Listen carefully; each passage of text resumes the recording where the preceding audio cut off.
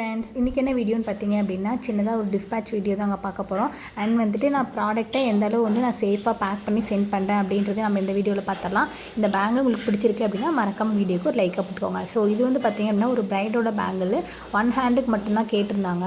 So அதே மாதிரி நம்ம வந்து கஸ்டமைஸ் பண்ணி ரெடி பண்ணிட்டோம். கூடவே வந்து பார்த்திங்க அப்படின்னா கிருஷ்ணா சாம்ஸ் வச்சு ஒரு பேங்கிள் கேட்டிருந்தாங்க. ஸோ அந்த பேங்கிள் 2, அதுக்கப்புறம் பார்த்திங்க அப்படின்னா ரெயின் ட்ராப் பேங்கிள் 3. ஸோ இது எல்லாமே வந்துட்டு மேலே ரேப்பிங் கவர் போட்டு நல்லா டைட்டாக ரேப் பண்ணிக்கிறோம். ரேப் பண்ணுறப்ப என்ன பார்த்திங்க அப்படின்னா அது வந்து எங்கேயும் மோதி வந்து உடையாது. அதுக்கப்புறம் பார்த்திங்கன்னா மேலே வந்து ஒவ்வொரு பாக்ஸு ஒவ்வொன்றுத்துக்குமே நான் வந்து பாக்ஸ் போட்டுருவேன். ஸோ அப்போ தான் வந்து பார்த்திங்க அப்படின்னா கஸ்டமர் யூஸ் பண்ணிவிட்டு மறுபடியும் ரிட்டன் வந்து அதே பாக்ஸில் வச்சு அதை வந்து ஸ்டோர் பண்ணிப்பாங்க. அப்படின்றப்ப வந்து பார்த்திங்கன்னா நம்மளோட பேங்கிள்ஸ்க்கு வந்து லைஃப் டைம் வந்து ரொம்ப அதிகமாகவே இருக்கும்.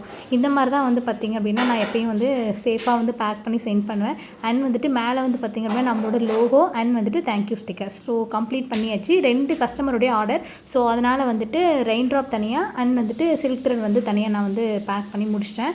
அதுக்கப்புறம் பார்த்திங்க அப்படின்னா ஒரு சின்ன ரிட்டன் கிஃப்ட்டு. ஸோ என்னால் வந்து என்ன ரிட்டன் கிஃப்ட் கொடுக்க முடியுமோ அதை நான் வந்து கொடுத்துருக்கேன்.